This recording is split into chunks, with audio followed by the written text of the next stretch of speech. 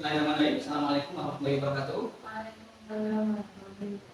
Baik, halukum jami'an. Alhamdulillah, semuanya dalam keadaan baik ya. Mudah-mudahan ya. Tetap semangat. Di siang menjelang sore ini kita akan belajar di bab pembelahan sel ya. Sebelum mulai, silakan diikuti untuk berdoa terlebih dahulu. Sekarang itu sakit dari ada lebaran tapi udah mati. Bismillahirrahmanirrahim. Ya,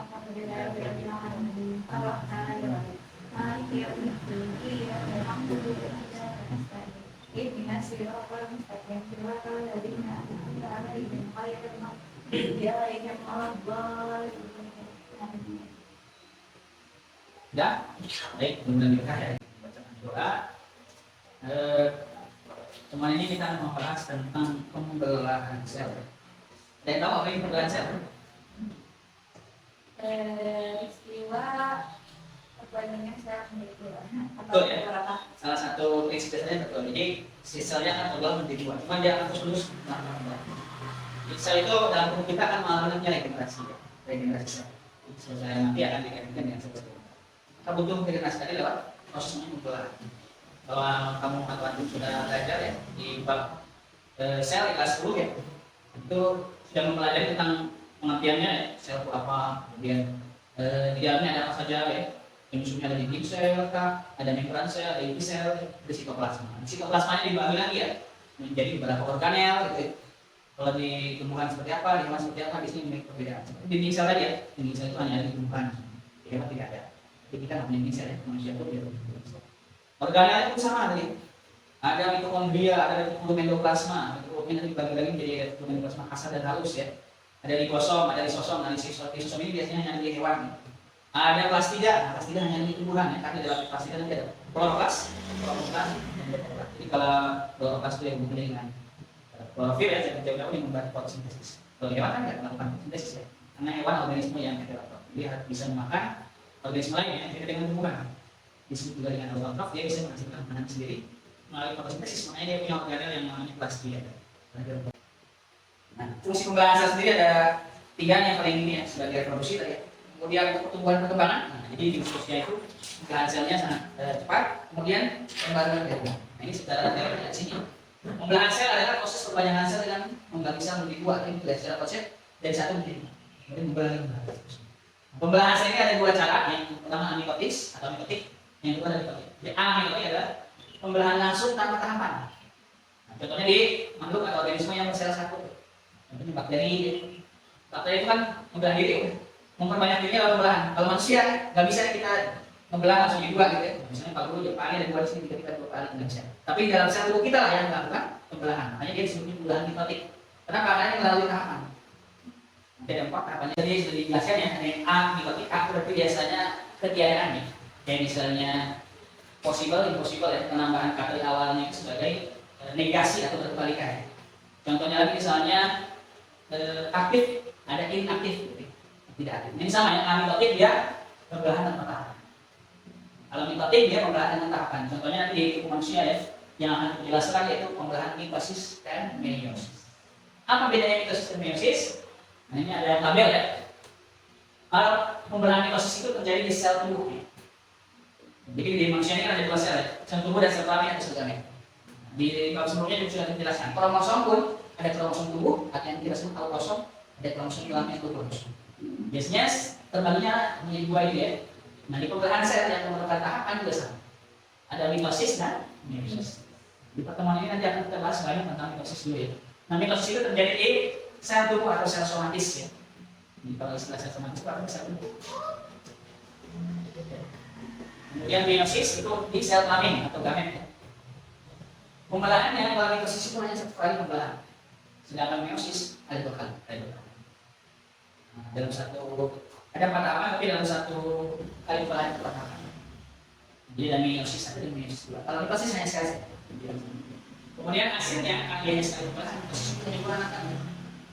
Atau kita sebutnya ya betul peranakan ya biasa. Kalau yang meiosis akhirnya peranakan nanti dua kali pembelahan. Jadi dari satu sel menjadi dua menjadi empat. Itu di sel gamet atau sel kelamin ya. Kalau di sel tubuh hanya satu kali. Sifat sel anakannya ya diploid atau 2N, maka dia akan sama dengan ibu. Tapi kalau meiosis, karena dia dua kali terbelah ya, maka hasilnya adalah haploid. Dia berbeda dengan itu. Tujuannya, ini ya sedikit ya. Ngapain sih manusia hewan melakukan belahan sel? Ternyata untuk pertumbuhan dan perkembangan itu bisa dilakukan ya. Jadi mitosis itu gunanya untuk pertumbuhan dan perkembangan. Jadi kita dari fase ya, dari janin kemudian lahir, bayi, balita, anak-anak ya, remaja, dewasa itu akan selalu mengalami namanya mitosis tadi ya, karena gunanya untuk pertumbuhan dan perkembangan. Nah, beda dengan meiosis. Meiosis ini hubungannya dengan gametogenesis, menemukan sel kelamin ya. Kalau di perempuan ada namanya oogenesis, kalau di laki-laki namanya spermatogenesis. Itu mengenai sperma dan sperma. Itu gunanya dari meiosis ya, seperti itu ya. Nah, pembelahan mitosis kita akan bahas adalah pembelahan mitosis ya. Pembelahan mitosis adalah pembelahan yang terjadi pada sel tubuh, tadi ingat ya, sel somatis atau sel tubuh ya. Melalui satu kali pembelahan menghasilkan dua angka yang diploid ya, dua E. Tujuannya untuk membuat tahapannya tadi ada 4 ya. Apa aja? Profase, metafase, anafase, dan telofase. Dari meiosis pun sama, cuma dia melakukan 2 kali. Ada profase 1, ada profase 2. Ada metafase 1 dan metafase 2. Itu berbeda aja nih ya. Boleh disingkat kromat boleh ya. Atau pakai pendek-pendek akronim juga bisa ya. Prometa anatelo, kromat tadi ya. Nah ini kromat. Kalau kalian lagi lambung ya. Ingat kromat, ingat jadi pembelahan mitosis ya. Nah, tahapannya dari 4, profase, metafase, anafase, dan telofase. Nah, secara gambar ini ya, profase, metafase, anafase, telofase akan menghasilkan 2 anakan. Kita jelaskan secara rinci ya, secara rinci ya. Dimulai dari profase. Interfase itu fase persiapan ya, sebelum terjadi pembelahan. Nah, di sini komponennya ada apa saja kita lihat. Komponennya ada nukleus inti sel. Nah, di dalamnya ada nukleus. Beda ya, nukleus dan nukleus. Kemudian ada yang titik-titik namanya butir-butir kromatin yang nantinya akan berproses. Nah, di tengah-tengah ada namanya sentriol. Di bab sel itu sudah pernah ada yang dikatakan ini. Sentriol ini biasanya di tengah-tengah sebagai center dari kata sentriol. Ini fase persiapannya. Ini belum terjadi pembelahan. Nah, kemudian masuk ke profase. Ketika profase di awal, kromatin tadi ada titik-titiknya ya. Jadi titik atau butir-butir kromatin ini ya. Butir-butir kromatin ini dia akan memadat untuk kromosom. Yang tadinya titik-titik memadat membentuk kromosom ya. Yang tadinya titik-titik kromatin tadi memadat membentuk kromosom. Nah, tapi ini hanya belum berpasangan ya. Kromosomnya masih single-single ya, belum lebih umur. Yang tahap profase awal ya. Jadi kromatin menempel membentuk kromosom. Yang terjadi titik-titik belum berdiri. Jadi kayak tadi garis putus disambungkan ya menjadi kromosom. Setelah itu si kromosom tadi akan membuat pasangan ya, menggandakan diri. Benang kromosom tadi akan menggandakan diri menjadi sepasang kromatin. Jadi kalau tadi belum berpasangan kita istilahnya kromosom. Setelah berpasangan menjadi sepasang kromatin yang terikat pada sentromer. Namanya sentromer ya. Sentromer ini dia nggak punya materi genetik ya, beda dengan kromosom. Kromosom kan dalamnya ada DNA ya. Tapi kalau sentromer ini bagian pusatnya yang memegang lengan-lengan kromosom ini namanya materi genetik. Tadi bab sebelumnya. Terikat oleh sentromer ini, si sentromer itu mengikat lengan-lengan kromosom yang sudah berpasangan tadi. Ya, fungsinya hanya untuk mengikat, karena dia tidak memiliki materi genetik. Beda dengan lengan-lengan kromosom tadi ya. Di zoom itu, dari mikroskop canggih ya, yang elektron pas mikroskop. Nah, ini sebelumnya masih ada inti selnya atau nukleus. Di tahap fase ini juga nanti inti selnya akan menghilang. Nukleusnya apa? Bukan nukleusnya, nukleusnya. Nah, ini itu ya. Membran inti akan isi membran tadi yang melindungi kromosom akan pecah. Membran inti sel. Itulah fase yang ingat ya. Kromatin memadat atau menebal menjadi kromosom, kemudian menggandakan diri sehingga berpasangan. Si kromosomnya tadi menjadi kromatin ya. Kemudian nukleus dan membran intinya akan kita tahap profase. Ini lihat ya poin-poinnya. Nanti kita ringkas lagi ya. Nah ini pada sel hewan, sel kromosom menggandakan diri ya. Jadi yang tadinya di Sini, sini, ini dulu. Menuju kutub yang berlawanan. Nih, coba kita lihat ilustrasinya. Nanti sentrosomnya hanya satu, sentriolnya. Dia akan berubah menjadi dua. Tertutup berlawanan ya. Nah ini namanya benar-benar spindel ya. Nah, si kromosom tadi akan sesuai dengan ini ya, akan bergerak menuju bidang ekuator. Ini sebetulnya sudah mau masuk ke metafase ya. Si kromosomnya menuju titik, nah ini berjajar di bidang ekuator atau bidang belahan ya, di tengah-tengah yang namanya kita. Jadi kita balik sedikit nih. Tadinya kromosomnya singkat teratur ya, di fase ini, di akhir fase dia kromosomnya akan bergerak menuju bidang ekuator ya. Sampai di metafase sejajar.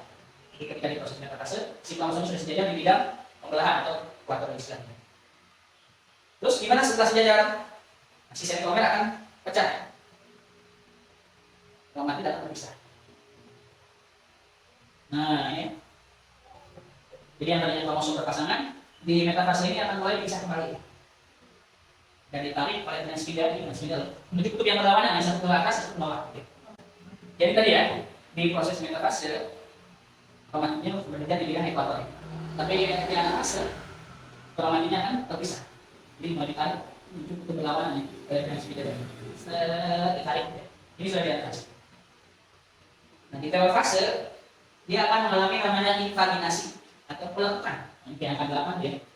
Ini pelekukan atau invaginasi ya. Atau cleavage kayak bukan. Ini kromatin sudah berada di kutub yang berlawanan. Tapi ini udah selamat ya untuk jadi kromosom lagi. Mungkin ada pelekukan ya. Pelekukan ini nanti akan calon-calon mengunggahnya atau istilahnya namanya karyokinesis.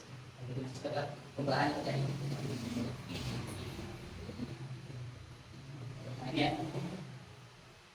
Terbentuk membran inti lagi ya, jadi sudah mulai mau masing-masing yang atas-atas di membran inti, bawah di membran inti. Ini ya, jadi sudah membuat membran inti dan nukleusnya masing-masing, nukleolusnya ya. Dia sudah mau membelah di akhir ini ya. Nah di akhir kromatin akan berubah lagi menjadi kromatin, jadi titik-titik lagi ya, titik-titik kromatin. Bagian ekuatornya nih, bagian pembelahannya nanti. Nanti akan terbentuklah dua sel yang identik dengan induknya. Itulah namanya pembelahan proses tadi ya. Dia menghasilkan dua anakan yang di bawah dan bentuknya akan sama dengan induknya tadi ya. Titik-titik kromatinnya, nukleusnya, sentromernya, terus jadi keempat tahapan dari bisa menjadi dua sel yang sangat mirip dengan ini, atau identik. Ini namanya. Ingat-ingat ya, tahapan kromatin ya, profase, metafase, anafase, dan metafase. Ada juga tadi interfase itu proses persiapan ya. Nah ini di atas. Interfase merupakan tahap persiapan ya. Dia dalam perubahan yang jelas seperti proses pembuahan. Jadi kayak siap-siap nih artinya ya, menangani siapa untuk menikah. Nanti boleh cerita perkembangannya ya. Bisa dipahami ya proses-prosesnya ya. Ada yang ditanyakan terkait pembelahan sel ini ya. Roman. Contohnya pembelahan mana berarti kromosom kedua Pak? Ya. Itu berarti kayak sangat halus yang sama berarti. Ya untuk di tubuh kita sendiri yang mungkin terlihat ya, yang mudah diamati adalah pada sel-sel yang tumbuh cepat ya, seperti di rambut, kemudian di kuku ya, sudah dipotong nanti dia akan tumbuh lagi. Itu berarti terjadi namanya regenerasi atau pembelahan sel kembali ya, pembelahan sel manusia. Tapi selain itu sel tubuh kan banyak ya, ada sel darah, ada sel yang lain juga ya. Kecuali sel reproduksi. Kalau sel reproduksi dia akan berhubungan dengan tadi ya, meiosis, di mana hubungannya dengan gametogenesis. Kalau laki-laki ada spermatogenesis, kalau ada oogenesis. Seperti itu ya. Baik, pertemuan ini tadi ya tentang belahan sel. Biar kita tahu kita dalam tubuh kita tuh ada apa saja sih. Kok bisa ya kita yang dulunya bayi balita akan berkembang dari tubuh dan berkembang. Ternyata ada belahan khusus dalam tubuh kita. Karena gunanya untuk pertumbuhan dan perkembangan tadi ya. Jadi kita bisa mensyukuri ciptaan Allah ya. Ternyata tubuh manusia, tubuh hewan sempurna ya. Dengan proses-proses yang unik tadi.